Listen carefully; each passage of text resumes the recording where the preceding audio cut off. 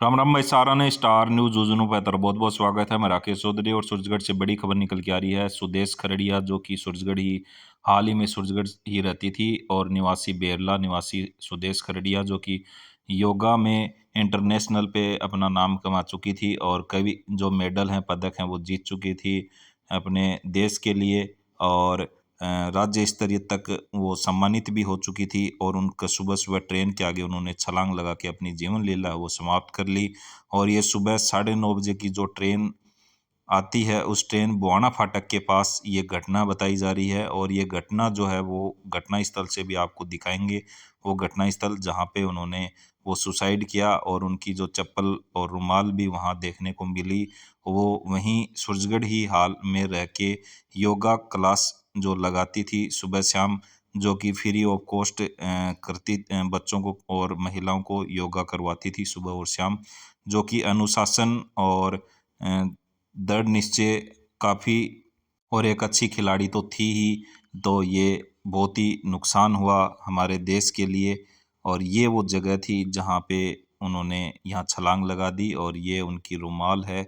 और यहीं ये जो आप देख रहे हो ये ट्रेन हादसे में यहाँ उनका जो है उन्होंने राम छलांग राम भाई लगाई। सारा ने स्टार न्यूज जुनू पे तरफ बहुत बहुत स्वागत है। मैं राकेश चौधरी और अभी सूरजगढ़ से बड़ी खबर निकल के आ रही है। ट्रेन हादसे से सुदेश खरड़िया जो कि खेल जगत में अपना नाम कमा चुकी थी योगा से, और उनकी जो मृत्यु है वो उनकी मौत हो गई। अभी तक प्रशासन है वो जुटा हुआ है और ये बुआना फाटक जो है यहीं करीब है और यहीं ये जहाँ स्थान जहाँ खड़े हैं इसी जगह उनका एक्सीडेंट है वो हुआ है। अब रीज़न क्या रहा होगा, क्या कारण रहा होगा, उन्होंने सुसाइड किया है या फिर ये एक हादसा था, लेकिन पूछने पे यहाँ आसपास के लोगों से हमने पूछा तो उन्होंने बताया कि वो दौड़ के ट्रेन के आगे आई। तो अब इसके पीछे का जो पूरा प्रशासन है जांच के बाद ही पता लगेगा कि ये आत्महत्या थी या फिर कोई हादसा था। बाकी आपको ये बता देते हैं कि उपखंड जिला स्तर और राज्य स्तर पे उनका जो है सम्मान है वो मिल चुका है।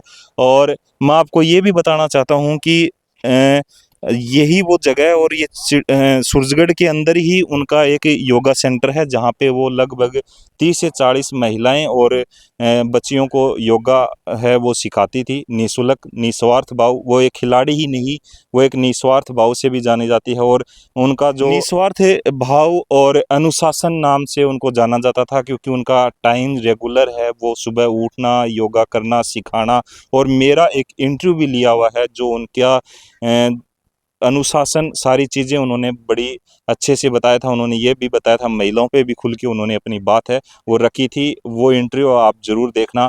बहुत ही अनुशासनता से रहने वाली सुदेश खरड़िया के साथ ऐसा क्या हुआ होगा कि ये हादसा या फिर ये सुसाइड था, ये इसका कारण है वो पुलिस के जांच के बाद ही पता लगेगा कि हादसा था या फिर सुसाइड था।